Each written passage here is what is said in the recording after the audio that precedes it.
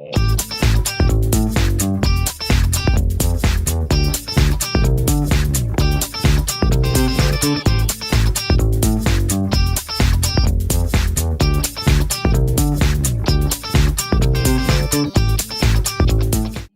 é um prazer estar na GENAT, né? O título que vocês estão abordando nessa jornada pedagógica é fantástico, porque práticas docentes e letramento digital.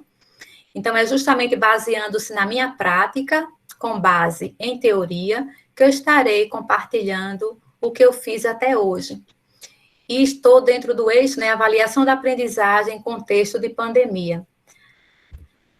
E como subtítulo, né, ou seja, como título, no caso da minha apresentação hoje, é avaliação da aprendizagem escolar, para além da verificação de resultados. Porque eu compreendo e assumo a avaliação da aprendizagem na perspectiva de Lucchesi, né, que nós vamos ver, eu trago a definição de aprendizagem na perspectiva de Lucchesi, mas também na perspectiva que dialoga, né, com a perspectiva vygotskiana e com a perspectiva freiriana também. Então, se o nosso objeto de conhecimento é a avaliação, então eu preciso assumir qual concepção de avaliação eu estou trazendo para a sala de aula. Logicamente que, para assumir essa concepção de avaliação, eu tenho que buscar onde? Nos documentos oficiais. Então, existem documentos oficiais que orientam a nossa prática docente. Nós não podemos materializar a nossa prática sem saber o que é que está embasando essa prática docente, né? Aqui no Rio Grande do Norte. Então, precisamos olhar para o mundo, para o Brasil, para o Rio Grande do Norte, para o nosso município e para a nossa sala de aula.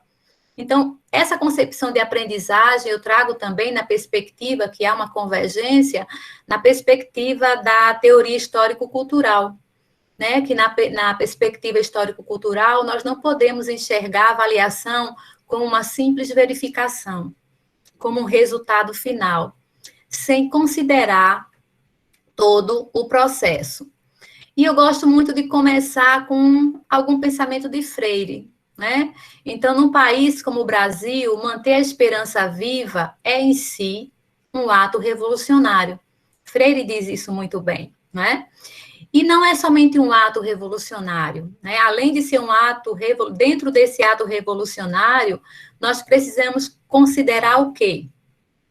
Precisamos considerar a avaliação, que é o nosso objeto de hoje. Precisamos considerar a avaliação como um ato de responsabilidade, que é o ato responsável, né? Se tem algum professor aqui ou professora de língua portuguesa, sabe melhor do que eu esse ato responsável que é trazido por Bakhtin e o ato ético. Então, eu tenho tanto o ato responsivo, o ato responsável, como o ato ético.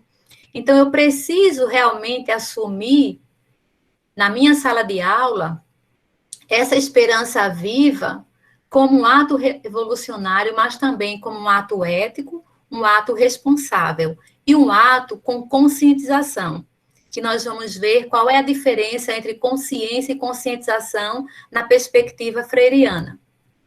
Então, qual é a ementa do nosso minicurso? Avaliação e uma visão de processo contínuo do ensino-aprendizagem.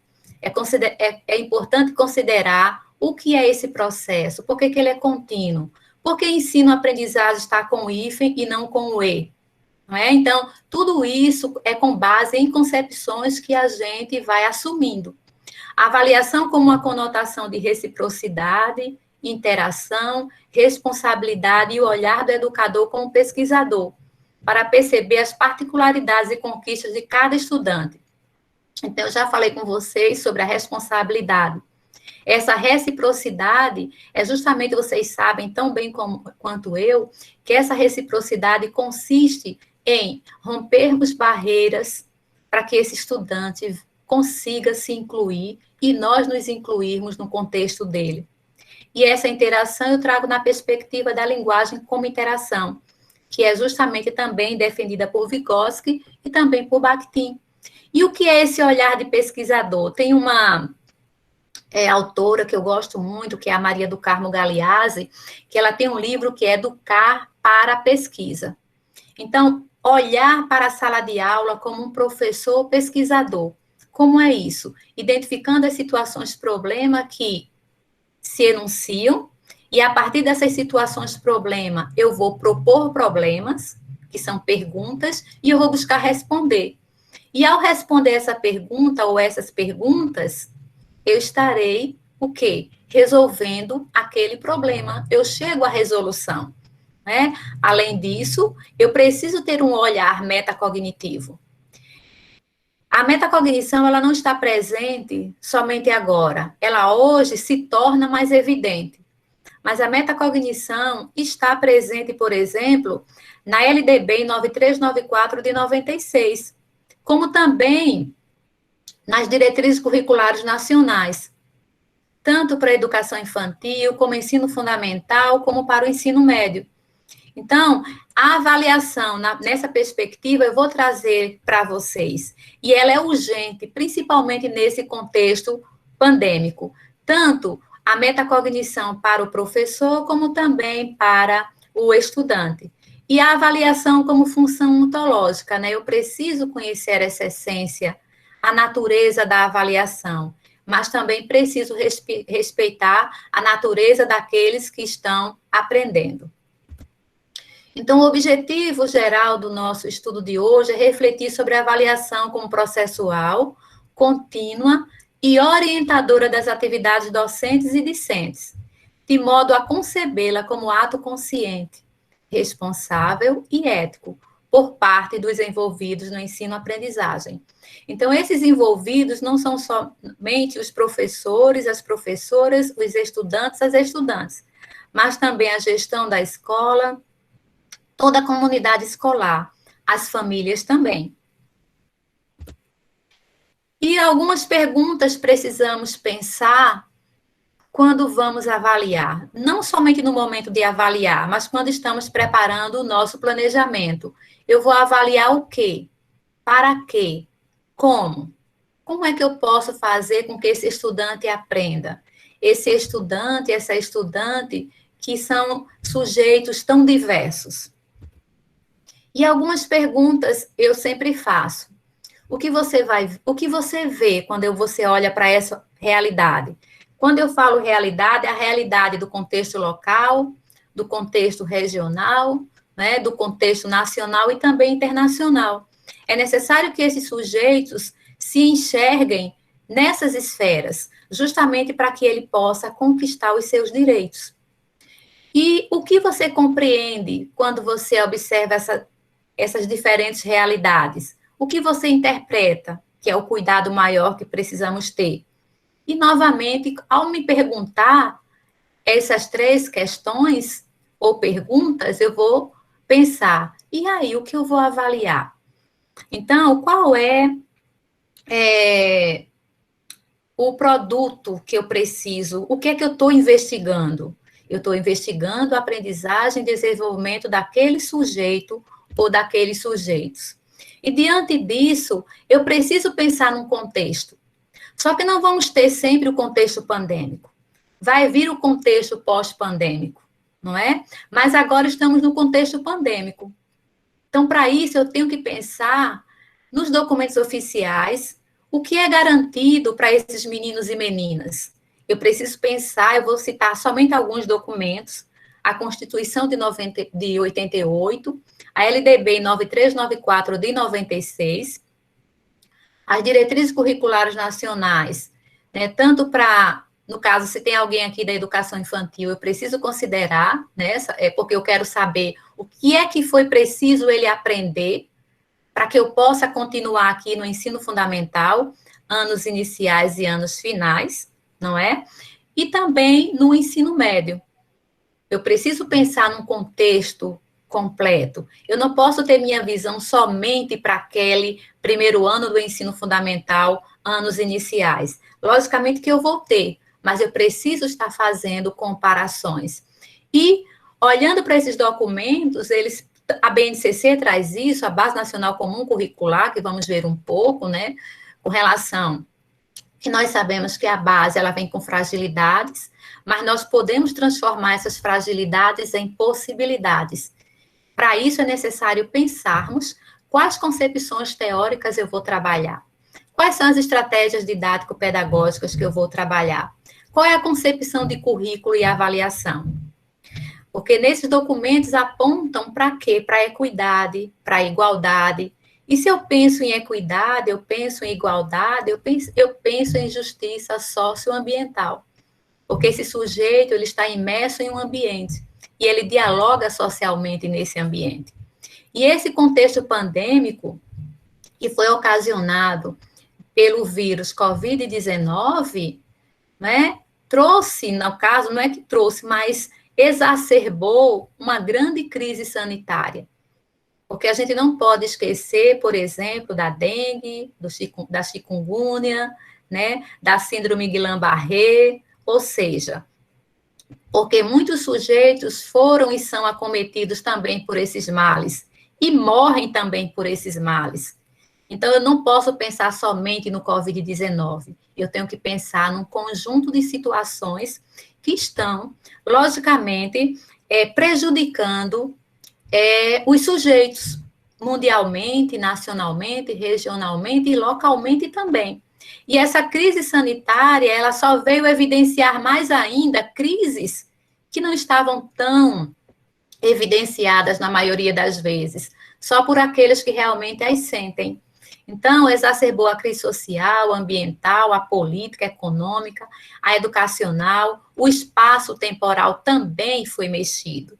Então, nós precisamos pensar nessas categorias, porque uma categoria é uma dimensão possível de ser analisada. Então, eu tenho que olhar para esse contexto pandêmico considerando esses aspectos. Para tanto, eu gosto muito desse esquema que eu fiz, porque ele traz o geral para que a gente possa compreender. Então, quando eu olho para esse contexto pandêmico, um cronotopo pandêmico, quem é de língua portuguesa sabe o que é esse cronotopo, como territórios inteligentes sustentáveis. Por quê? Porque nós sabemos que em qualquer território há possibilidades e há fragilidades. O que é que eu posso fazer com essas potencialidades para superar essas fragilidades? Eu, como professora, eu, como professor, é o meu lugar de fala. Somente nós, professores, temos competência, educadores, para saber se está na hora de voltar ao quê? Ao ensino presencial, não é? Nós tomamos vacina faz pouco tempo. Eu tomei, está com 2 semanas. Eu preciso de um tempo para imunizar e ainda vou precisar da segunda dose e um tempo para imunização. E qual é o lugar de fala com relação às doenças, né? Então, a gente vê que hoje o discurso, todo mundo está invadindo os lugares de falas que não são seus. Então, a gente precisa olhar para o nosso contexto, considerando esses territórios como inteligentes e sustentáveis. Para isso, quando eu penso em quem, eu começo a fazer muitas perguntas. Então, eu tenho que olhar para o mundo. Depois que eu olho para o mundo, eu olho para onde? Eu vou funilando, fazendo abstrações, mas com capacidade de voltar para o meu lugar, não é? E muitas perguntas vão sendo elaboradas. Por quê? Porque ao olhar para esse mundo, ao olhar para o nosso contexto individualmente, aquele contexto no qual estamos incluídos, nós começamos a identificar situações-problema. Só que as situações-problema que nós estamos hoje de olho é com relação à aprendizagem dos sujeitos. Mas essas aprendizagens e desenvolvimento estão relacionadas a outras situações. Então, a partir do momento que eu identifico situações-problema, eu vou propor problema, ou seja, eu vou fazer perguntas, vou elaborar a hipótese e vou desenhar o caminho para a investigação para chegar a uma resolução, não é? E, logicamente, eu vou atrás de quê? Das potencialidades e fragilidades. Para que eu faço isso? Para tomar uma decisão. E ao tomar uma decisão, eu estou o quê? Se eu estou falando na esfera educacional, eu vou pensar no meu planejamento.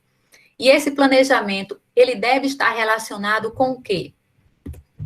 Para tanto, eu preciso pensar no currículo, né? Então, eu trouxe aqui para vocês, para a gente refletir um pouquinho, porque está aí. A Base Nacional Comum Curricular, ela foi homologada em 2017. Nós temos também o documento curricular do Rio Grande do Norte. Ele está aí. Tanto a BNCC como o documento curricular do Rio Grande do Norte tem suas fragilidades, mas também tem potencialidades. E o que é que eu posso fazer com essas fragilidades? Então, é o documento que nós temos. E essa BNCC, ela foi elaborada a partir de documentos como a Constituição de 88, embora a gente sabe que ali só está uma base, só está o mínimo, e cabe a gente reorganizar isso aí. Porque a BNCC, ela se respalda na Constituição de 88, embora a gente veja equívocos, né? Vocês podem ler na perspectiva de análise, também das diretrizes curriculares nacionais, né? Tanto DCNE, DCN, 2012, 2013, etc., né, como também da LDB 9394 de 96. Então, esses documentos permitem a escrita desses novos documentos. Por isso que a gente precisa ler a base, o documento curricular, olhando para os documentos anteriores, não é? Mas não somente para os documentos, como também para o nosso contexto, que a gente sabe que nem sempre é possível materializar o que os documentos orientam ou determinam pelas condições pelas quais nós estamos incluídas.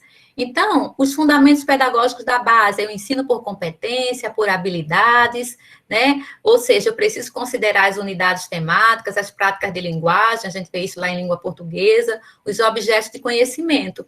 Então, eu preciso saber o que é uma competência, o que é uma habilidade. Será que é possível formar competência?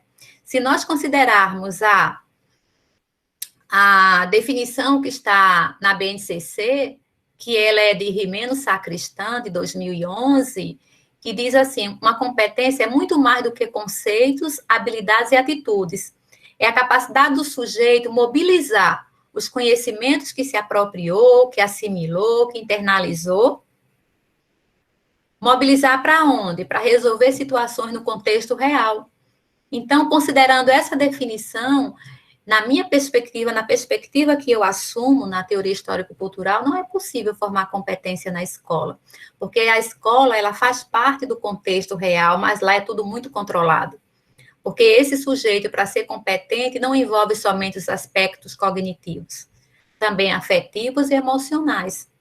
Mas eu posso formar habilidades e ter cuidado com essa definição de habilidade que a base não traz tão clara. E aí eu vou para a habilidade na perspectiva de quem? Na perspectiva histórico-cultural, né? Não é naquela perspectiva fordista, de forma alguma. A minha tese de doutorado foi sobre habilidades cognitivas e cognitivo-linguísticas. É possível formar habilidade na escola? Na perspectiva que eu estudei, é possível sim, não é? Eu fui professora da educação básica durante 24 anos. Hoje eu estou no ensino superior, mas pesquisando a educação básica. Então, eu tenho algumas ressalvas com relação ao ensino por habilidades que a gente vai ver no decorrer do nosso discurso aqui. Até porque a gente tem que considerar vários critérios. Dentre os critérios são, no caso, a quantidade de estudantes em sala de aula, mas isso significa dizer que não seja viável. É viável, sim. Mas hoje o nosso foco é o quê? É a avaliação. Para a gente estudar sobre habilidade, a gente precisa pelo menos de uma semana discutindo, elaborando atividades para formar, para aprender a ensinar aos estudantes a formar as habilidades. Ok, pessoal? Então, quando a gente vê lá na Base Nacional Comum Curricular, são 10 competências básicas. E eu peguei apenas 4, né? enxuguei, porque não está assim, competência científica, não, mas a gente vê. A segunda competência geral, lá na base, é a competência científica. Então, a gente tem a competência linguística, a competência digital, a competência socioemocional, a artística, a matemática, ou seja, na perspectiva, por exemplo, do Perrenot, né, do Sacristã também, eles trazem essa perspectiva. Então, o que é um objeto de conhecimento? O que é uma unidade temática? Então, se eu vou avaliar o processo de ensino-aprendizagem de alguém, eu preciso me respaldar nos documentos oficiais, eu preciso me apropriar de categorias importantes, né, como qual? Qual é a concepção de aprendizagem que você vai adotar, assumir? E de atividade e de desenvolvimento? Como eu vou avaliar alguém se eu ainda não assumi a concepção de aprendizagem? Se nós formos para os documentos oficiais, a aprendizagem, e eu trago também, ela está ali na perspectiva também histórico-cultural. Então, na perspectiva histórico-cultural, o que é aprendizagem?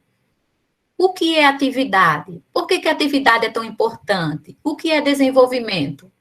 Então, se eu vou ser responsável pela aprendizagem e desenvolvimento desse sujeito, e isso se dá por meio da atividade, eu, como professor, professora, eu preciso ter o ato responsável e o ato ético.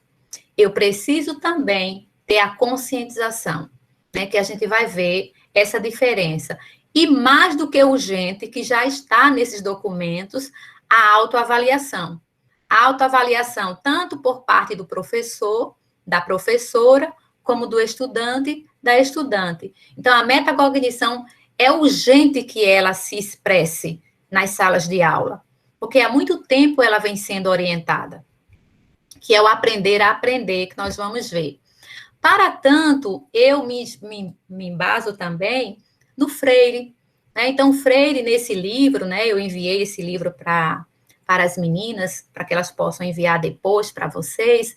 Então, o que é consciência e conscientização na perspectiva de Freire, neste livro que ele traz? Então, Freire diz que a consciência, o sujeito desenvolveu a consciência quando ele consegue enxergar a realidade, porém, ele enxerga essa realidade ainda de maneira ingênua.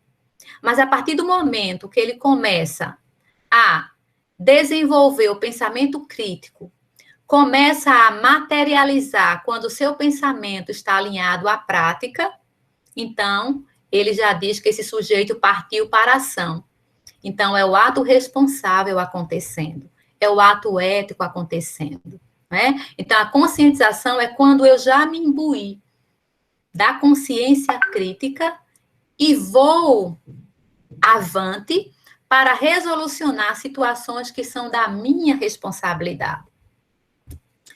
E o que vem a ser aprendizagem, né? Para Vygotsky, a aprendizagem, ela é uma prática social. A aprendizagem também é uma atividade. E o que Galperin diz? Piotr Galperin foi um pesquisador, um estudioso, que se embasou tanto no marxismo, né, na perspectiva dialética histórica, como também no Vygotsky, né, que eu já falei. Então, ele pesquisou sobre habilidade. Como é possível aprender habilidade na perspectiva histórico-cultural? Então, para esse sujeito, ele diz que a aprendizagem é o resultado ou da apropriação, ou da assimilação, ou da internalização de novos conhecimentos. Que conhecimentos são esses, pessoal? Conceitos, habilidades e atitudes. E aí eu preciso saber o que é um conceito. Se eu sou professora, eu estou ensinando conceitos. O que é um conceito? Né? Na perspectiva que eu assumo, é uma representação mental da realidade. Só existe aquilo que está na minha mente em forma de imagem. Então, são vários conceitos, objetos de conhecimento que estão lá, propostos na base, que esses estudantes precisam se apropriar. E para se apropriar desses conceitos, nós vamos pensar em atividades. E por meio da atividade, ele vai formar ou desenvolver habilidades. E com tudo isso, uma atitude favorável para isso. Então, é o resultado da apropriação desses conhecimentos e também de valores. E aí ele diz, ou o aperfeiçoamento desses por aqueles que os possuem. Quando ele assume isso, é porque nós sabemos que os sujeitos, eles não são uma tábula rasa. Eles têm já informações e conhecimentos organizados em sua estrutura mental. E o que é que ele vai fazer? Ou ele vai reorganizar os conceitos, se caso sejam ideias alternativas, ou eles vão estender esse conceito, eles vão aperfeiçoar esse conceito. E aí eu trago para vocês refletirem, fazerem uma comparação com a aprendizagem significativa na perspectiva de Alzubel, né, que Alzubel diz que aprender significativamente é estabelecer relação entre o que você já sabe e a nova informação. E a partir dali, por rupturas, você incorpora os novos conceitos, aquele conhecimento que você tinha anteriormente. E atividade, não é? Porque vamos raciocinar um pouco que nós não passamos tarefas para os meninos. Tarefa é da época fordista. Então, a atividade da perspectiva histórico-cultural, então, o Alexei Leontiev traz isso muito bem, que ele diz que é uma unidade molar, não aditiva, prática psíquica e valorativa, que orienta os sujeitos em direção a um ou mais objetivos. Por que ela é molar? Porque ela vai proporcionar esse sujeito em direção a um objetivo ou mais. Por que ela não é aditiva? Porque a nossa aprendizagem ela não acontece por acumulação, mas sim por rupturas. Por que ela é prática? Por que ela é psíquica? Não é? Então, tudo isso a gente precisa saber. Ela é prática porque ela vai se materializar. Por que ela é psíquica? Porque para resolver essa atividade, eu vou precisar mobilizar conhecimentos psíquicos para resolver. Por isso que é tão importante a gente conhecer o que os meninos já sabem, o que as meninas já sabem. E sempre, por que direcionado a um objetivo? Porque sempre que eu vou planejar, eu preciso estar aqui o objetivo. É primeiro ele. Depois, com esse objetivo, qual tipo de atividade eu vou pensar, com quais situações de aprendizagem eu vou disponibilizar para os meninos e as meninas aprenderem. Porque se assim não for, nós estaremos formando sujeitos alienados. Por isso que é importante que os nossos estudantes tenham conhecimento do que eles precisam aprender. E eu fiz isso tanto na educação, no ensino fundamental, anos iniciais, finais, no ensino médio, e estou aplicando no ensino superior, e eu vou mostrar alguns exemplos para vocês. Para tanto, eu não vou ler o que tem aqui, o nosso currículo, o nosso documento curricular, como também a BNCC, orienta para que ensinamos por habilidade. Qual é a definição de habilidade que você vai assumir? Então, eu assumo na perspectiva histórico-cultural, habilidade na perspectiva de Talisna e do Petrovsky. São comuns.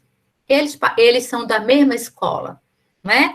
E aí, o professor Isauro Beltrán Nunes, né, ele é uma sumidade no estudo sobre habilidades, e a professora Zélia Joffre, lá da Rural de Pernambuco, e o professor Isauro, ele trouxe uma definição simples para que a gente possa compreender. Então, ele fez uma invariante. Então, ele pegou as ideias de Talisna, de Petrovsky, como também de outros que pesquisam a partir dessa perspectiva, ele diz assim, em seu livro Formar Conceitos, que foi publicado em 2009, ele diz que uma habilidade é uma ação que o sujeito realiza com domínio e consciência. É uma ação. Então, argumentar, classificar. Então, essa habilidade, ela também pode, no caso, argumentar, pode ser tanto uma habilidade, como uma atividade, como também um objetivo. Vai depender da tua intenção. E eu preciso também, se eu vou ensinar por habilidade, vou ensinar por competência, lembrando que a competência, na perspectiva que eu trago, não é possível formar na escola, eu preciso também saber qual é a definição de desenvolvimento. E eu trago a perspectiva de desenvolvimento na perspectiva histórico-cultural. Porque Vygotsky diz que, quando nós conseguimos mobilizar os conhecimentos que nós nos apropriamos para resolver situações no contexto real, isso significa dizer que esse sujeito, ele dê um salto qualitativo em relação às suas aprendizagens. Quando ele consegue ter desenvolvido a conscientização do que é que ele precisa aprender, do que ele aprendeu e como é que ele faz para aprender, né? Então, avaliação, o que é e de onde partir? Então, eu trago a perspectiva de Lucchesi, que Lucchesi diz que uma avaliação é uma apreciação, né? Então, ele diz que a apreciação, né, é uma apreciação qualitativa, mas ela também é quantitativa, porque nós precisamos colocar os pés no chão, né? Só que ela não é somente quantitativa, como geralmente a gente vê. Ela é qualitativa, em primeiro lugar, porque a qualitativa vai te dizer o porquê de a quantitativa ter sido aquele resultado. Então, é uma apreciação dessa avaliação qualitativa sobre dados relevantes do processo. Então, eu sempre preciso pensar na avaliação diagnóstica em todo o processo. E isso vai auxiliar o professor a tomar decisões para o seu trabalho, né? Então, qual é a função da avaliação? É favorecer o percurso dos aprendizes e regular as ações de sua formação. Não somente regular, mas autorregular, que é a metacognição. Bem como ela vai possibilitar a certificação, tanto para o professor, para o estudante, como também para a família, para que possam regular suas ações, ou seja, que possam autorrefletir, autocontrolar, autoavaliar. E aqui nós temos os passos da avaliação, né? Então, esse passo da avaliação é uma adaptação da perspectiva de Lucchesi. Então, eu trouxe algumas, incluí aqui e criei outras, mas já com base, logicamente, nos estudos que eu já fiz, nas leituras que eu já fiz. Então, eu preciso identificar, eu não vou entrar em detalhes, né? Eu preciso vocês buscarem o que é a ZDA, o que é a ZDP, eu preciso identificar.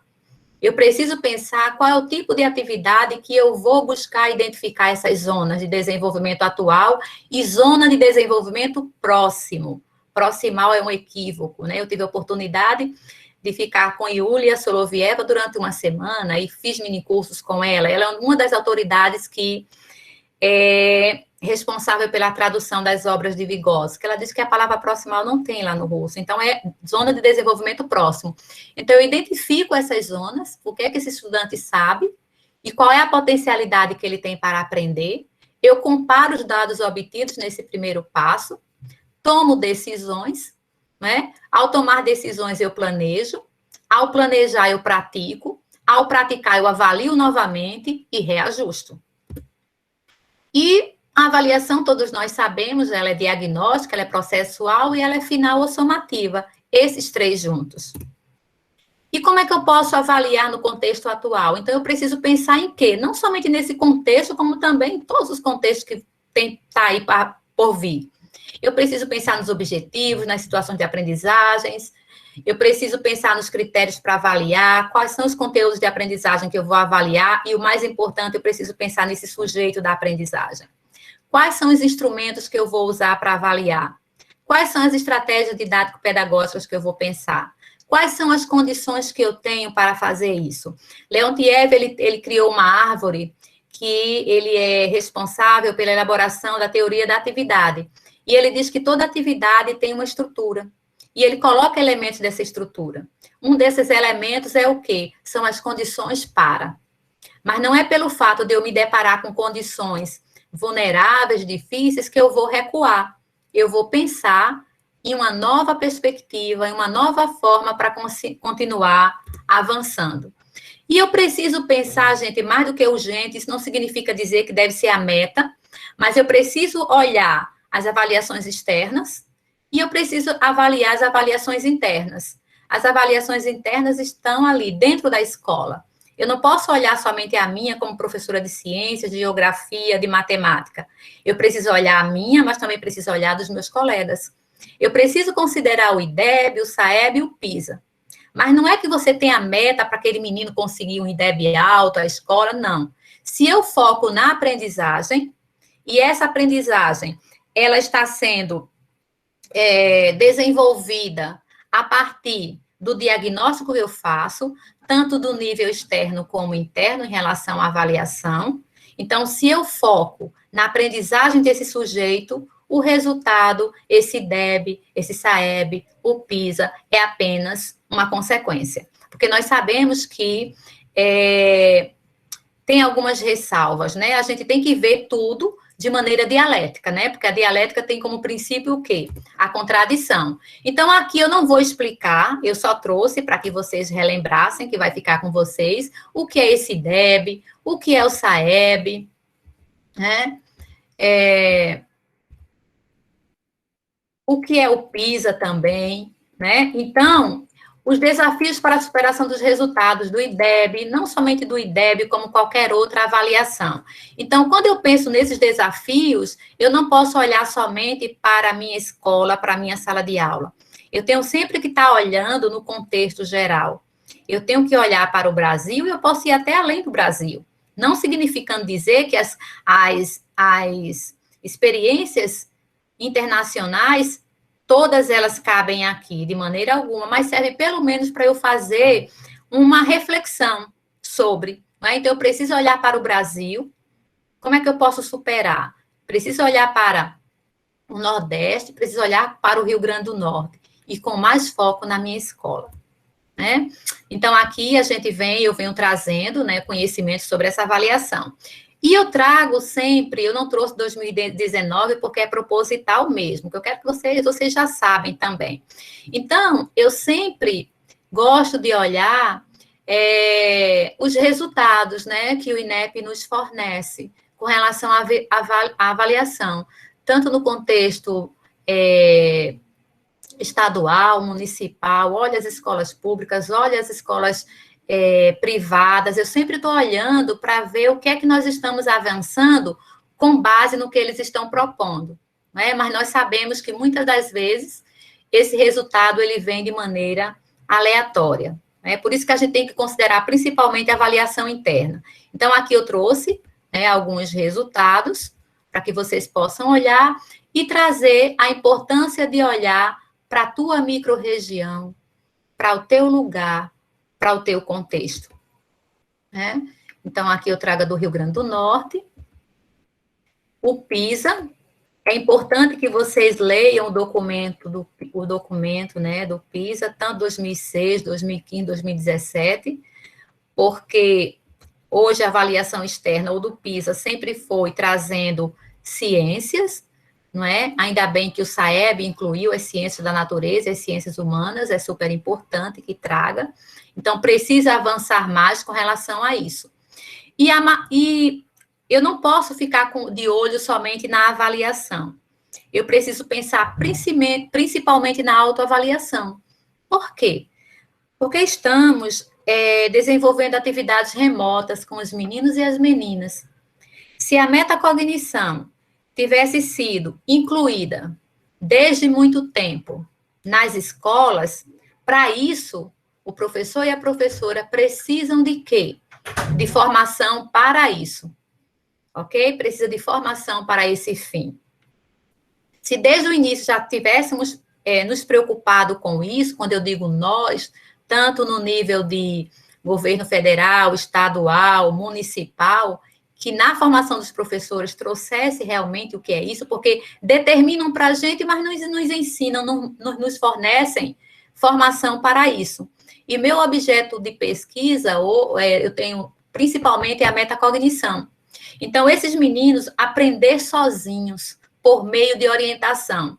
Então, a autoavaliação consiste justamente nisso. É uma reflexão, é o controle sobre o quê? O processo de ensino-aprendizagem. Isso tanto para o professor como para o estudante. É o aprender a aprender. É a conscientização, primeiramente a consciência, depois a conscientização do próprio processo cognoscitivo. Eu gosto muito dessa definição de Ramalho e colaboradores quando eles dizem o seguinte, explicitam que a metacognição implica na autorregulação da atividade de aprender. Então, a aprendizagem é uma atividade. Por quê? Porque ela resulta em quê? Não é? Na apropriação de conceitos, habilidades, procedimentos, atitudes e valores né? E é logicamente que essa atividade é em direção ao quê? Ao objetivo. Então, quer dizer, a conscientização dos processos que utilizamos para conhecer os erros e os sucessos, para aprender como aprendemos, nos responsabilizando pela própria aprendizagem. Então, a responsabilidade, o ato ético perante a aprendizagem. E são esses os atributos do pensamento metacognitivo. Eu não incluí, mas agora me lembrei, eu vou enviar para as meninas um livro que foi elaborado pelo professor Isauro e pela professora Betânia, que é bem interessante, que esse livro é Fundamentos do Ensino de Ciências Naturais, mais aplicado a qualquer área de conhecimento, pessoal. E lá tem um capítulo sobre a metacognição.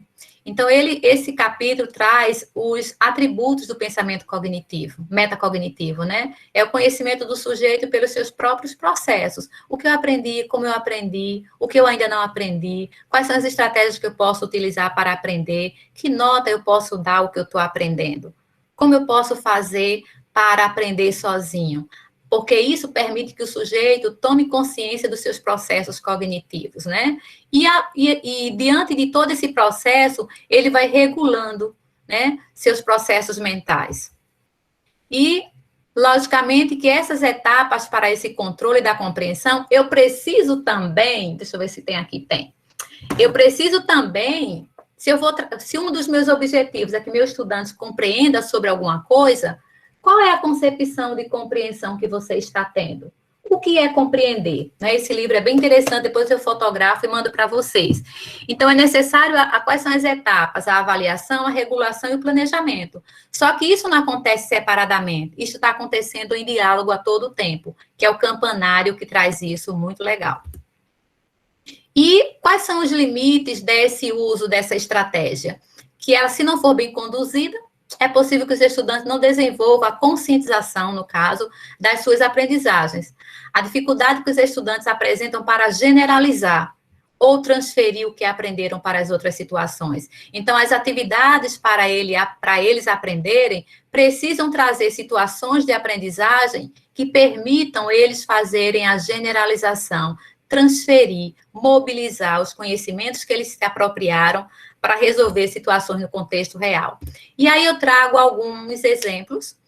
Eu gosto muito de trabalhar com os estudantes, eu trabalhei na escola pública, né, e eu tive um resultado bom. Então, eu sempre apresento para eles uma base orientadora do que eles precisam aprender. Então, vamos supor que vocês queiram que eles aprendam sobre observar um determinado objeto. Então, eu não vou mandar eles observarem.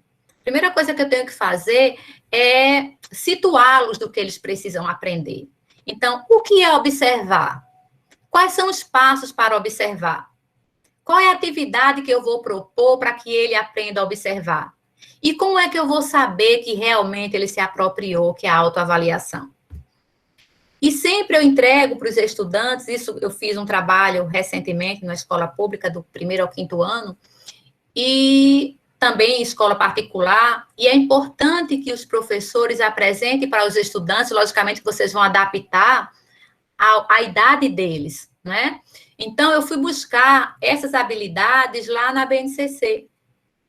Tanto pode ser vista como habilidade como objetivo. Então, vocês vão ver o que é uma habilidade e o que é um objetivo. Então, como também uma atividade, né? Selecionar movimentos corporais é uma atividade. Então, eu sempre apresento para os meninos, eu dou na aula, uma lista de conteúdos de aprendizagem que eles precisam aprender. E aos pouquinhos a gente vai trabalhando e colocando no quadro, hoje vocês vão aprender isso, vamos ver como é que nós podemos fazer. Então, sempre eles recebem. Então, essa daqui é uma base orientadora, para que eles comecem por enquanto, eles estão tendo a consciência, porque eles estão tendo uma visão ainda ingênua, mas depois, com o passar do tempo, eles desenvolvem a conscientização com relação a isso, e eles passam a buscar aprender sozinhos, buscando orientação. E a avaliação quantitativa, porque esses elementos que eu trouxe antes favorece demais a avaliação qualitativa, mas também a avaliação quantitativa, que eu sempre dou para eles, né, um boletim em branco e digo, olha aí, coloca aí, no primeiro bimestre, por enquanto, quais são as notas que você espera em ciências, em biologia, né? No caso, eu era professora de ciência e biologia, hoje eu estou no ensino superior. Então, eu sempre levo isso para que eles percebam que a avaliação qualitativa deve ser acompanhada pela avaliação quantitativa. E tanto coloco isso no geral para eles, como também entrego. Então, aqui eu trouxe a habilidade do ensino médio, mas também estou trazendo do ensino fundamental. Tanto para mim, será que ele se apropriou? Mas quando eu coloco essas habilidades, esses conteúdos de aprendizagem, eu não posso avaliar dois no mesmo quadro. Seleciona e utiliza. Por quê? Porque ele pode selecionar e não utilizar. Então, eu vou minuciando, no caso. Então, eu boto seleciona movimentos corporais, utiliza movimentos corporais, apropriou-se, assimilou, internalizou, ou está em processo? E vai marcando um xizinho. E aí pergunto, meu Deus, eu como professora, como eu posso fazer para que eles possam aprender o que está ainda em processo? E eles também. O que vocês podem fazer para aprender? Vamos montar um plano? Isso em conjunto conosco. Gente, tudo isso que eu estou trazendo é porque eu já fiz. Fiz no ensino fundamental anos iniciais e nos anos finais. Logicamente que vocês podem fazer isso em grupo, que nós sabemos como é a vida de professor.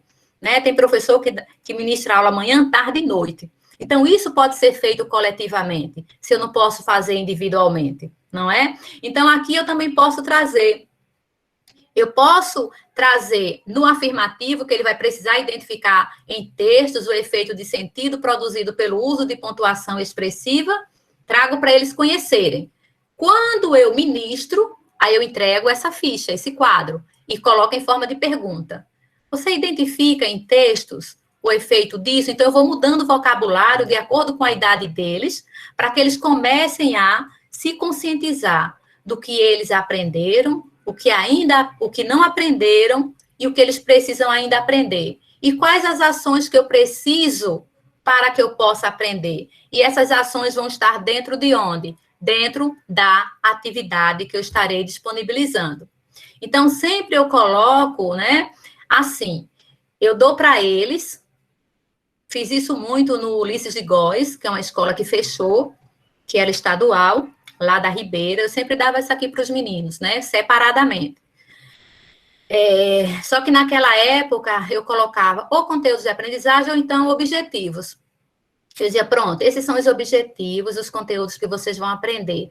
Quais são as atividades que vocês pensam para aprender isso aqui? E eu também tinha as minhas que eu passava, para eles começarem a se conscientizar. E isso de forma oral, em grupo, eu fiz com crianças do primeiro ano do ensino fundamental, né, que é os anos iniciais, só que com gotas pequenas, nada muito longo, né, para que eles sempre respeitando a maturidade cognitiva deles. Eu, em uma época, trabalhei em uma escola que a gente trabalhava chamando de parâmetros, porque esses parâmetros eu sempre trabalhei antes mesmo, desde que eu iniciei, só que eu não chamava de parâmetros, eu chamava de objetivos, né? Então, eu sempre criei somente do componente curricular, ciências e biologias, etc. Sempre quando a gente termina um conjunto de objetivos, para sistematizar, isso pode ser feito no grande grupo, dependendo da quantidade de estudantes que nós temos, ou às vezes eu colocava como uma última folha da avaliação escrita, porque eu sempre trabalhei com vários instrumentos de avaliação. E tinha a prova também é importante, não é? Então, eu sempre colocava lá no final essa ficha, que hoje eu chamo de instrumento metacognitivo, né, que eu já escrevi um artigo sobre isso, e era muito interessante o que acontecia, né? Porque quando eu dizia assim, quando eu perguntava o que eles aprenderam sobre aquele objeto, aí eles colocavam. Aí eu ia para as perguntas, e muitas vezes eu via uma pergunta relacionada àquele objeto, porém respondida equivocadamente, mas aqui no instrumento metacognitivo estava correto. Né? Então, aí a gente foi estudar por que isso acontece. Então, essas perguntas são importantes serem realizadas você pode fazer isso a cada conjunto de objetivos que você trabalhou com eles, porque isso vai fazer com que eles possam perceber o que eles precisam aprender. E é interessante, se você não puder fazer isso manuscritamente por ele, para corrigir de todo mundo, faz isso coletivamente, que é até melhor. Uma das etapas da aprendizagem, na perspectiva histórico-cultural, eu já estou concluindo, viu, pessoal? Na perspectiva histórico-cultural, tem as etapas, porque Vygotsky diz que nós aprendemos do plano interpsicológico para o plano intrapsicológico, ou seja, do plano externo social para o plano individual, que é o interno, né? E a Galperi com Talisna diz, bem, entre essa e essa, existem etapas. Uma das etapas é apresentar para eles uma base orientadora, orientá-los do que eles precisam aprender. Depois eu preciso pensar, mas antes disso, me desculpem, é preciso apresentar para eles uma atividade motivacional. Essa atividade motivacional, antes eu tenho que buscar saber o contexto deles. Nessa atividade motivacional, não é para identificar o que eles sabem, o que eles não sabem, embora a gente vai saber por elas, mas simplesmente para que eles criem o interesse para resolver aquela atividade. Aí depois a gente apresenta a base orientadora, as professoras de educação infantil e fundamental anos iniciais, professores, fazem isso muito bem quando colocam a rotina e dizem para os meninos, olha, hoje vamos fazer isso, isso e isso. Depois disso, eu vou disponibilizar o quê? Quais são as situações de aprendizagem? Eu vou fazê-lo falar com perguntas. E aí a gente vai para a perspectiva freiriana, quando ele diz, traz a tua estratégia por meio da problematização. A problematização como estratégia didático-pedagógica, não é? Então, aí essa etapa que você vai fazer com que eles falem por meio de perguntas que sejam interessantes para eles, é chamada de etapa verbal da linguagem externa com o outro, porque precisa ele falar para internalizar na perspectiva histórico-cultural. Depois vem a linguagem externa com ele mesmo, que você vai pensar em uma atividade em que eles estejam sozinhos ali, dialogando com o conhecimento. E depois vem a etapa mental, que é quando você vai pensar em atividade fora do limite de aplicabilidade, daquilo que ele estudou, daquilo que ele aprendeu, tá bom? Para identificar realmente se ele aprendeu, que a etapa é mental. E então, esses meninos e meninas precisam ter conhecimento da estrutura curricular. Claro que eles precisam. Olha só, pessoal, isso aqui, o Ministério da Educação orienta para que nós possamos estudar esses componentes curriculares. E a parte diversificada fica a critério de cada escola. Cada escola vai organizar a sua parte diversificada diante de quê? Do contexto.